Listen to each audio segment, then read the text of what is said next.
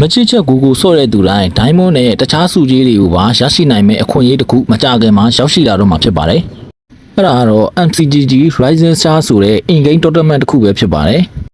ဒီအပတ်မှာဆိုရင်တော့အဲ့ဒီ tournament ဟာ Decision Knockout Stage ကိုစတင်တော့မှာဖြစ်ပြီးတော့နောက်အပတ်ဆိုရင် Decision Championship ကိုပါစတင်တော့မှာဖြစ်ပါတယ်။ဒီလာမယ့်အပတ်မှာစတင်မဲ့ Decision Knockout Stage ကိုစော့ဖို့အတွက်ဆိုရင်ကိုကရှေ့6ဘက်လုံးမှာလာထားတဲ့ပြိုင်ပွဲတွေအားလုံးကို qualify ဖြစ်ထားဖို့တော့လိုအပ်ပါတယ်။ qualify မဖြစ်ထားဘူးဆိုရင်တော့ Decision Knockout Stage ကိုစော့လို့ရမှာမဟုတ်ပါဘူး။ Decision Knockout Stage ကတော့ရှေ့မှာစော့ခဲ့တဲ့6ဘက်လုံးရဲ့ပွဲတွေနဲ့လုံးဝတူတော့မှာမဟုတ်ပါဘူး။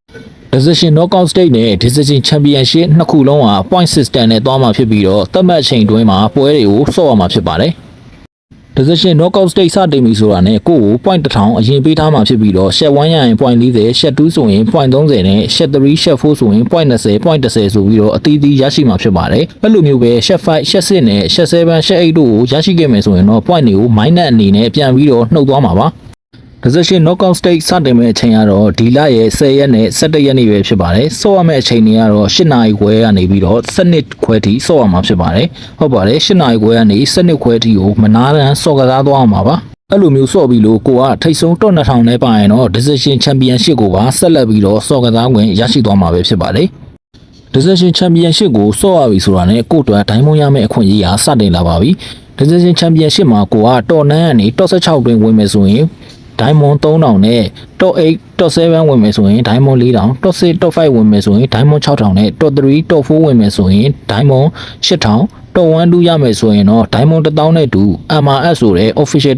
Tournament တစ်ခုကိုပါဝင်ရောက်စော့ကစားခွင့်ရရှိသွားမှာဖြစ်ပါတယ်။ Decision Championship မှာကိုရခဲ့တဲ့ ranking နဲ့အတူပဲ Go Series point တွေကိုလည်းရရှိအောင်ပါပါ။ Go Series point ဆိုတာကတော့လာမဲ့ Go 2ကို invite ပေးမဲ့ point ပဲဖြစ်ပါတယ်။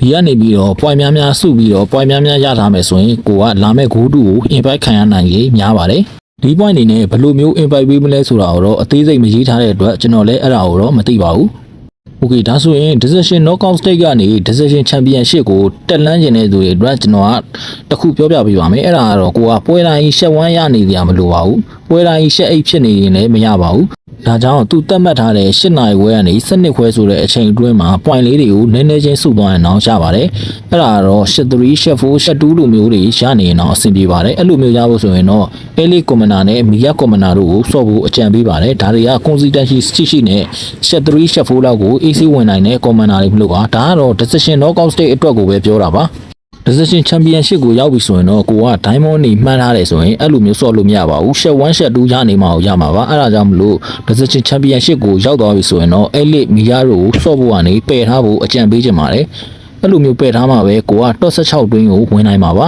။မဟုတ်ရင်တော့ Shet 4တွေ Shet 3တွေရနေတယ် Top 16တွင်းကိုဝင်မှာမဟုတ်ပါဘူး။အဓိကကတော့ Shet 1 Shet 2တွေလိုအပ်ပါတယ်။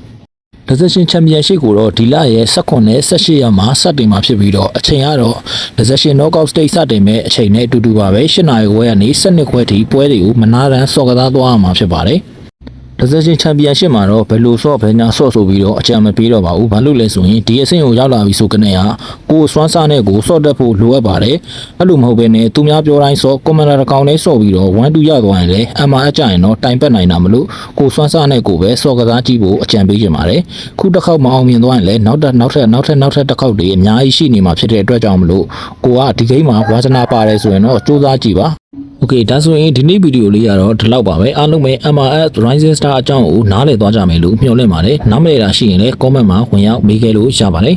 နောက်ဗီဒီယိုနဲ့ပြန်ဆုံကြပါ